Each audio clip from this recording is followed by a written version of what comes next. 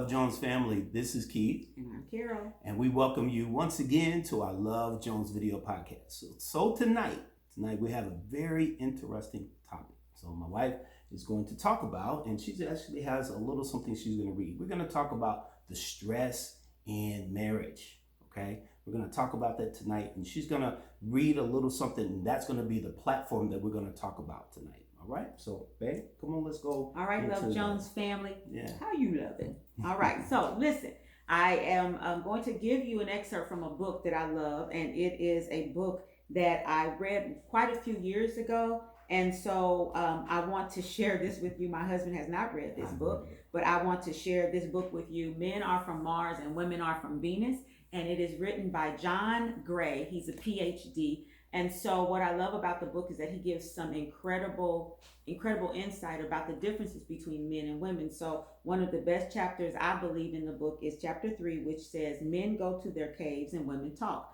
So I'm going to give you a brief excerpt of this chapter. It says one of the biggest differences between men and women is how they cope with stress. True. Men become increasingly focused and withdrawn, while women become increasingly overwhelmed and emotionally involved. At these times, a man's needs for feeling good are different from a woman's. He feels better by solving problems, while she feels better by talking about the problems. Not understanding and accepting these differences creates unnecessary friction in our relationships. And let's look at a common example. When Tom comes home, he wants to relax and unwind quietly by reading the news. He is stressed by the unsolved problems of his day and finds relief through forgetting them. His wife, Mary, also wants to relax from her stressful day. She, however, wants to find relief by talking about the problems of her day with her husband. The tension slowly building between them gradually becomes resentment. Tom secretly thinks Mary talks too much, while Mary feels ignored. That is so sad, Tom. Without understanding their differences, they will grow further apart. Now, you can probably recognize this situation because it is just one of many examples where men and women are at odds. This problem is not just Tom and Mary's. No, it is not, but it's present in almost every relationship. So solving this problem for Tom and Mary depends not on how much they love each other, but on how much they understand the opposite sex. All right, that was a lot. So, but you know what? I think, babe, if you really think about it, you know, the aspect of where he was and then where she was, they both had stress from a different angle, from a different perspective. You know, he's working, he's doing all the things or whatever, and then she's home, I think, you know, taking care of the kids, you know, taking care of all the things that at home, the house or what have you. And so now he's like, in his mind, and most men are like this, is like, listen, I just want to come home, I want to chill. I've heard complaints all day, I've heard fussing all day, I've heard issues all day, I just want to come home and chill. But then her aspect is that she's looking to the husband to help her to resolve the issues and the problems that they have in the home. But then he's at a point that he's kind of like, I'm shutting down emotionally, I'm shutting down mentally, and therefore, like secretly, what he say? He feels like she talks too much. That is, but at the same time, there's communication, and I think that a lot of men don't know how to communicate. One, two. And it's not every man, but I believe that some men, we do have that error and have that, what I would say, lack of communication to be able to express our emotions the right way. And then two, when it comes to stress, I think in the marriage, when it comes to stress, I believe that men can handle stress a little more than women, but at the same time, we kind of internalize our stress and women externalize it. Is that pretty accurate? I don't think men handle stress. You don't think so? Absolutely well, not. I know for me, I know for us that I'm a little bit more kind of, you know, when it comes to situations and when it comes to the perplexities of our marriage and different things we got to do, you know, and handle whatever. I'm kind of mundane. I'm kind of right there. I can handle the situation. But I know for you. I'm sorry you have tricked yourself. No, I mean, but come on now. Let's be honest and let's be real. I think I'm more animated about stress. Like, I'm animated like, oh my God, this is happening, or what are we going to do? I do have those moments, but I think when it comes to handling the stress, or how about carrying the stress, who do you think is better at carrying the stress? That depends on the marriage. I think that there are some men that can handle it, and there's some women that can handle it. Okay. So I don't think it's a black and white situation. Honest, in my perspective, I just believe you have to look at the dynamic of your marriage. You have to see, who can and who can't, And then here's the other thing, babe. You got to really think about it from this aspect. You got to look at every situation. Every situation, it doesn't calls for those moments that you can handle it, depending on the situation. You can handle the stress, but then there are some situations where I can handle it better than you can. So I think sometimes it's not always like that, but there are those times that comes into play.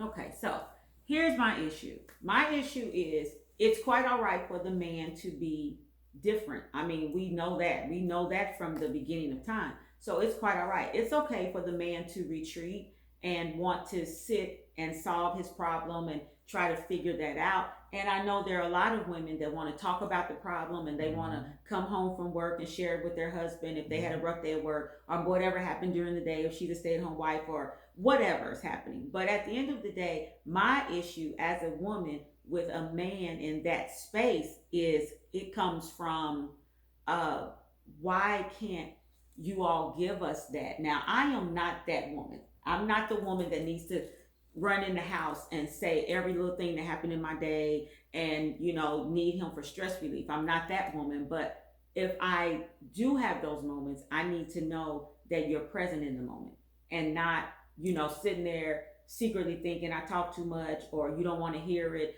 or as our son always says, his elevator music is on, and so you're having a whole full-blown conversation and he hasn't heard a thing because the elevator music's going. And so why is that okay? And if that's a man's makeup, I truly understand. But somewhere in there, the man has to give and say, you know what, I know that it's the way of the man to do it this way, but I also have a wife. There's another human being that lives with me.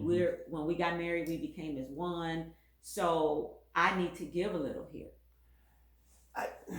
I agree with that. I think when it comes to the aspect of the give a little, I can't speak for every man. I can only say from our aspect. There's been times when you have said, babe, I just need to talk, and I just need you to listen. Okay, boom. I got my listening ears on.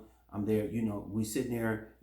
Our dialogue, and my listening ears on, because a lot of times. Okay, now I'm gonna be just transparent for a moment. The biggest issue with my wife is she feels that I don't listen to her, or there's times that I haven't listened to her. Okay. And that's true. It's not every situation, and it's not every scenario. There have been times that she has been talking or said something, and I got distracted and I didn't hear what she said. Wait, no. Okay, wait a minute. You will not say you got distracted. I did, or not to the fact that it was at a point that I was like, okay, all right, you're right. I heard that, and here's the thing.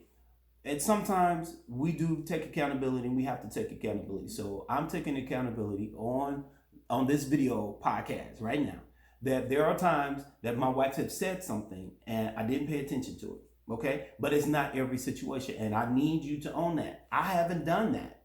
And those times when it's been important, or those times that you were like, babe, this is what is going on, and I need you to hear me. Okay, cool. I'm there. I'm hearing. Okay, cool. Then now at that moment, I'm in a mode of trying to figure out, okay, what is next, or what needs to be done, or what support can I give you?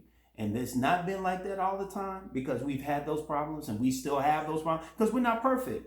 Okay, we're not perfect, and she's not perfect. I'm not perfect, but we're trying to strive to be that. So I take full accountability, in those moments that I haven't listened.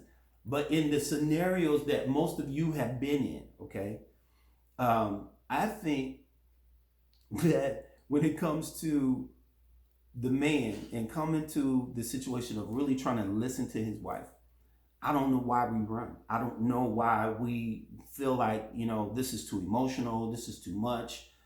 It goes into the simplicity of saying, okay, what's wrong? Because sometimes you got, wives, and our wives have to realize is that you give us the whole thing, the whole gamut, and we're like, okay, what's the problem?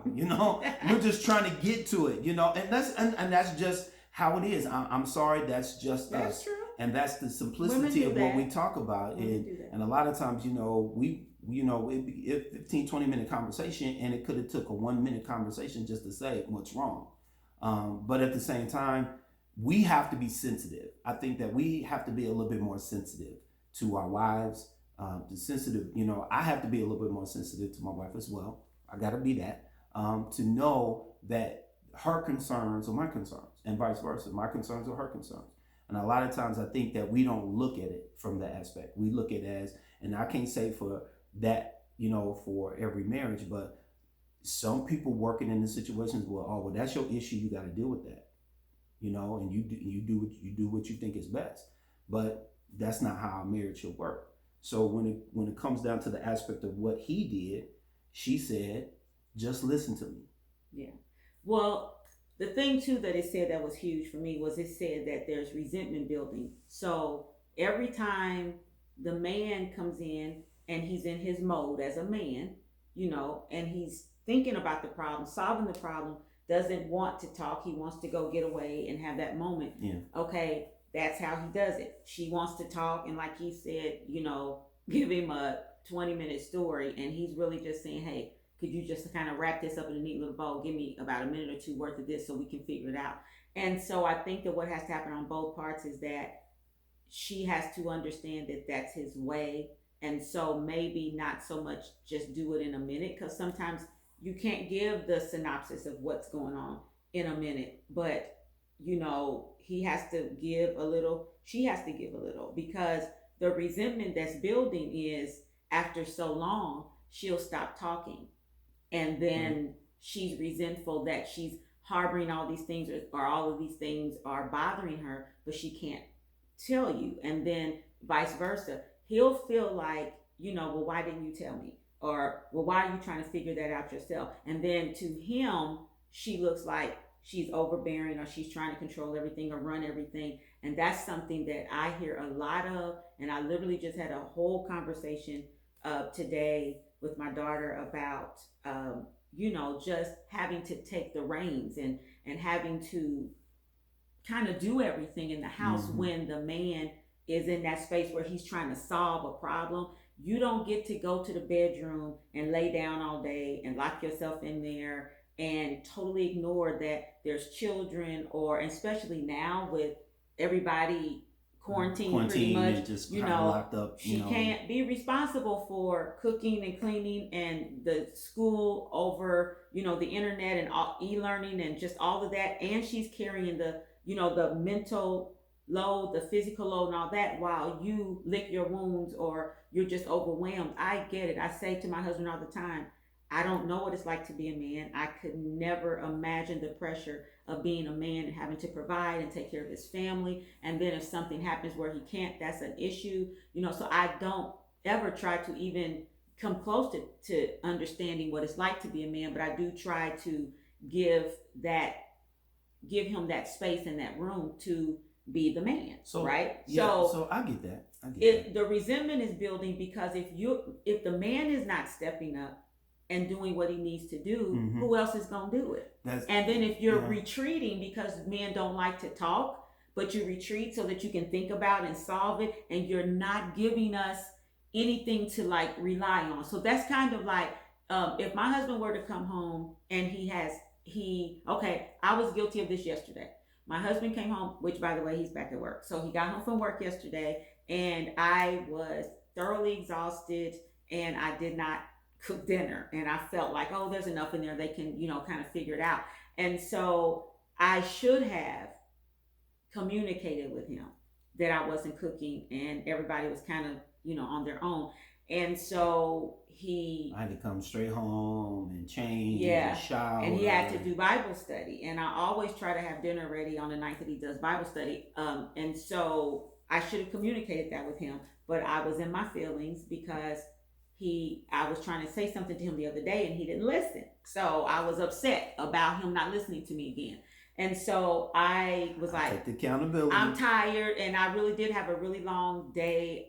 It was a really stressful, mentally and emotionally stressful day as well. So I just kind of wanted to just be still for a second. And so I should have communicated with him that I wasn't cooking dinner. And so then he communicates with me after Bible study that he's going to, bless his heart, he was going to make him a chicken sandwich. And I said, oh, that chicken's no good. I have it out so I can throw it out tomorrow with the garbage. And so I don't even know what he ended up making, but I said to her, I said, well, I hadn't eaten lunch today. Yes, and so I felt bad about that. I was like, I'll fix something, and she was like, I was like, I'll he fix said, would you like something? Would you like and my response was, no, because he doesn't listen. So that's what I'm saying. It's like it's a vicious circle because I should have communicated with him. Even though I was in my feelings, I still should have communicated with him that I wasn't cooking dinner, because had I communicated that with him, then I would have known he didn't get lunch, and then I would have put food together. I really had everything ready to go. I just, for whatever reason, just felt like I just didn't feel like doing it. So but you know, babe, here's the thing. I can give you a mulligan on that. You know what I'm saying? Because you are, you know, the Proverbs, you know, 31. You know, a woman, you wife, you know, you do that, and you cook, you clean, you take up for those moments, because we have shared cleaning duties in the house, okay? And today is Thursday's our cleanup day. So today, prime example, I'm getting off the subject, but in essence, we do have to be sensitive to each other's stress. And the thing that she was sensitive about is that the fact I came home, it was a stressful day, you know, because I deal with customers, I deal with people complaining, this, that, or whatever, and you can't get issues done. You got to deal with that and all this other stuff and come home. And so I asked her, said, well, is everything, you know, what I got to do to clean? She was like, oh, I took care of it. Like, okay. So the thing of it is that the stress in the marriage, and a lot of times, we need to give accolades, one, in this situation when another person takes up the mantle. Two, I'm guilty of it, and I'm saying this on this podcast. We do have to take a moment to listen to each other. We do. I think that when it comes to men running, we have to ask the question, why do they run? Why? What is going on? Is it something that they're running from, or is it something they're running to? Or is it something they don't understand or comprehend? I can't say that I run from situations. I don't think I do that. I think that when there's times and situations we've had problems, issues, or whatever, I'm willing to talk about it to come to a resolve. You know, that's me. Mm-hmm. I'm not at a point of talking about the thing over and over, because that doesn't get us nowhere. But at some point, men, we have to identify, what are we running from? Or what are we running to? Mm-hmm. Are you running to your cave, just like he was talking about? Or are you running from, you know, the resentment that you have with your wife because she just talks too much? Or, you know, I mean, I'm just being honest. I mean, we're being transparent, right? So not every wife talks too much. That's true, but you know, so at the same every woman, but at the same time, so like you said, you know, men are from Mars and women from Venus. We have to identify what are we running from and what are we running to. We have to identify the fact that if there is a problem, men, we got to address it, no matter how stressful. And then here's the thing. Let me add this in.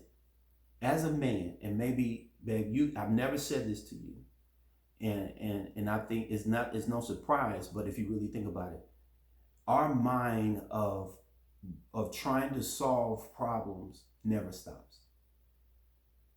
At work, trying to solve problems, trying to take care of this or whatever.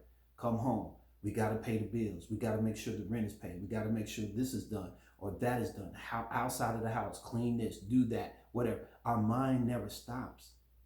And so for me, I know I never have a moment that I can just woosah, because I'm always thinking of the next thing or what I got to do or what. Okay, I have it in my phone. I have certain things on my phone every day that dings me to let me know, okay, you got to take care of this, or this is coming up in 2 days or whatever. So our mind never stops. But ours doesn't. And I know that. So I think that we just have to put our kickstand down at some point. Something's got to give, because I know a man has the bills and all of that, but so does the wife, the women, and you may not be married, you may just be boyfriend, girlfriend. Like I say, we touch every relationship. But we have our things too. And we don't just have, bills or the household or whatever life throws at us. We don't just deal with that, but as women, especially as mothers, we have to dress the kids, bathe the kids, feed the kids, teach the kids, take the kids back and forth. Now that in quarantine, mothers are going bananas being at home with the kids all day, every day, and so it's like, stop, man, stop, brother, in the moment of whatever you're dealing with, and think, you know what, she's dealing with it too. I tell my husband all the time, whatever he goes through, I go through it with him.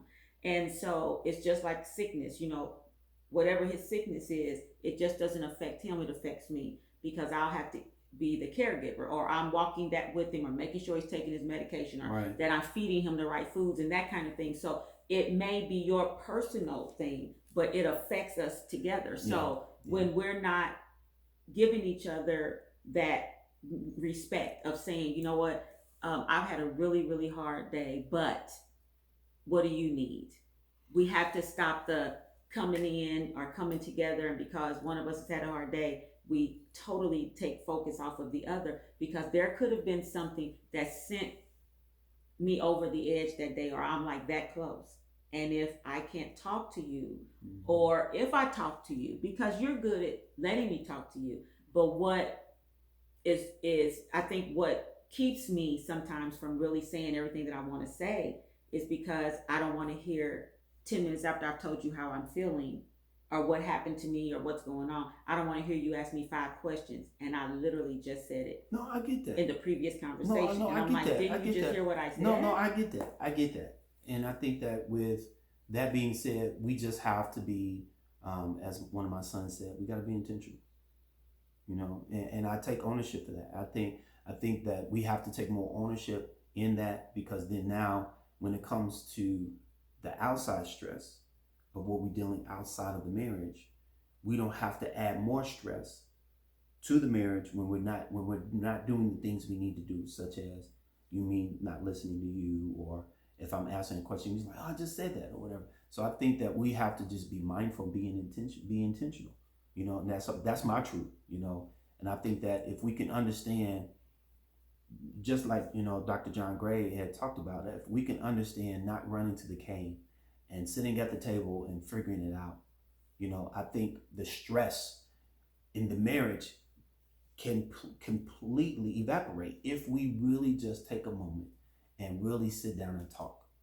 So we're not trying to change the other, because men are completely different from women. Yeah. So it's not about us trying to change you into something that we want you to be, but it's about us coming together as a couple and working it out where it works for both of us, where we both win, the marriage, the relationship, the love, that wins. So quit trying to shift the person and change the person. Just try to come up with a way of something where you guys coming together, in a platform that will equally benefit both of you, and then benefit you together. I think that's where it needs to be, because there's going to be times you're going to be stressed out, and I'm like, okay, what's going on? And then those moments I'm going to be stressed out. So we got to meet each other in the middle and be there for each other. All right. Yeah. Well, listen, Love Jones family, all of our followers, thank you so much.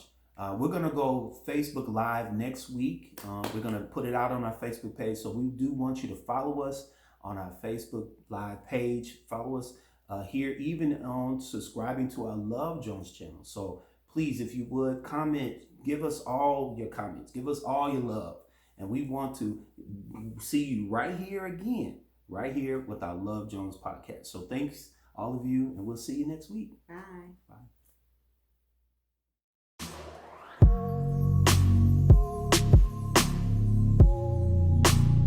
Hi everybody, thank you for watching this episode. We want to see your likes and your comments on this video. Also, be sure to subscribe to our channel so you don't miss anything we've got going on or any of our next episodes. So we'll see you next time on Love Jones.